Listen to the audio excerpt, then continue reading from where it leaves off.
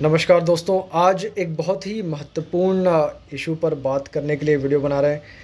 CAA दोस्तों, हम जैसे लोगों के लिए जिन्हें बहुत ही नॉर्मली सिटीज़नशिप मिली हुई है भारत की, इसकी गहराई को हम समझ नहीं पाते।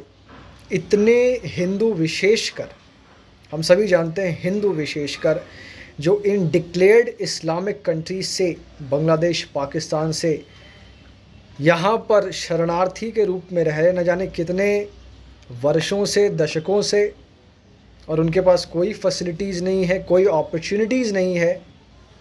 कई बार जॉब्स तो दूर की बात है, पढ़ाई लिखाई, प्रॉपर्टी ओनरशिप, कुछ भी उन्हें नहीं मिल पाता और बहुत प्रॉब्लम्स में उनका जो जीवन है वो यहाँ कट रहा है इस भारत देश में।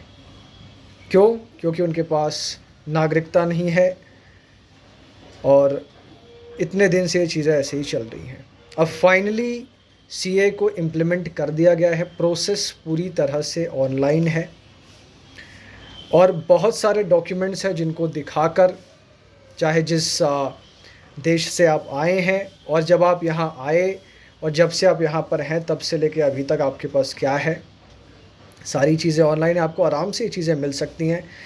विरोधी पार्टियाँ स्वाभाविक रूप से इसका विरोध कर रही हैं क्योंकि उनके पास और कुछ करने के लिए नहीं बचा है। अब बहुत ही सही डिसीजन है, बहुत ही सही समय पर है। निश्चित देरी तो हुई लेकिन अच्छा है, अब ये पूरी तरह से इन इफ़ेक्ट है, इम्प्लीमेंटेड है और किसी भी प्रकार की अफवाह से आपको बिल्कुल भी परेशान नहीं होना है।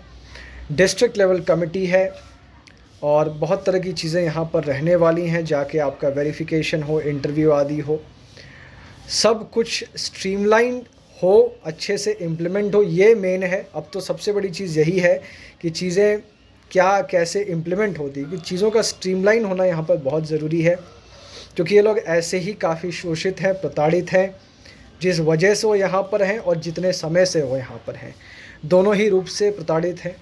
ऐसी अवस्था में अब ये जो ऑफिसर्स रहेंगे डिस्ट्रिक्ट लेवल कमेटी में, एम्पावर्ड कमेटी में, वो और कोई प्रॉब्लम्स ना क्रिएट करें इन शरणार्थियों के लिए, ये ज़्यादा इम्पॉर्टेंट है। और डेफिनेटली यदि कुछ प्रॉब्लम्स आती हैं, क्योंकि आप सभी जानते हैं क्रोनोलॉजी क्लियर है, सीएए फिर एनआरसी, तो निश्चित जो पूरी तरह से इलीगल हैं उनका आगे बात होगी, पर अभी ये नागरिकता देने का कानून है।